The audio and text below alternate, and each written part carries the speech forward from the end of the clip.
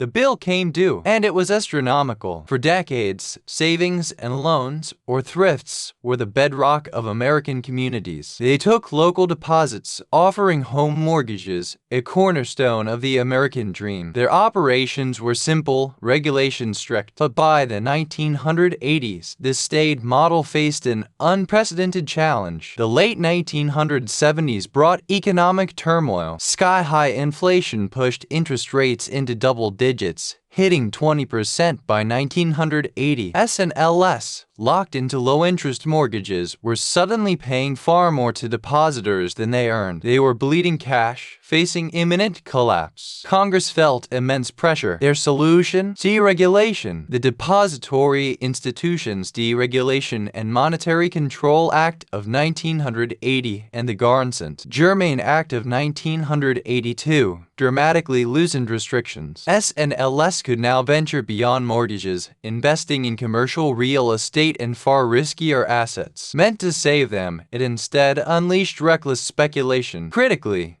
this new freedom came with a dangerous safety net: federal deposit insurance. Depositors' money, up to $100,000, was guaranteed. This created a profound moral hazard. Why play it safe when taxpayers cover the downside? Risky, even fraudulent investments became attractive. Profits privatized, losses socialized. The floodgates opened. Outright fraud and unchecked greed became rampant. Charles Keating, head of Lincoln Savings and Loan, became the poster child. He used depositors' money for lavish expenses, political donations, and speculative real estate. When regulators tried to intervene, powerful politicians, dubbed the Keating Five, ran interference. Lincoln's collapse cost taxpayers over $3 billion, but the party couldn't last. The real estate market, fueled by speculative frenzy, began to buckle. The oil bust hit states like Texas hard. By the late 80s, hundreds of S&Ls were insolvent,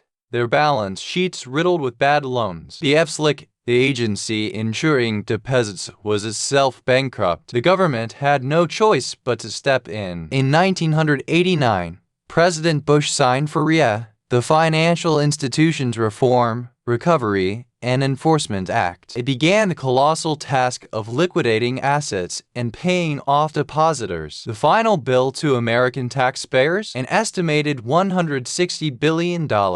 Roughly $300 billion in today's money. It was the most expensive financial bailout in U.S. history. The S&L crisis left an indelible mark. It shattered public trust, underscored the dangers of unchecked deregulation, and demonstrated the devastating cost of moral hazard. It proved that when guardrails come down, greed fills the void, with taxpayers ultimately footing the bill. The S&L crisis wasn't the last time systemic risk would threaten the global economy. To see the next domino fall, watch our deep dive into the 2008 housing collapse.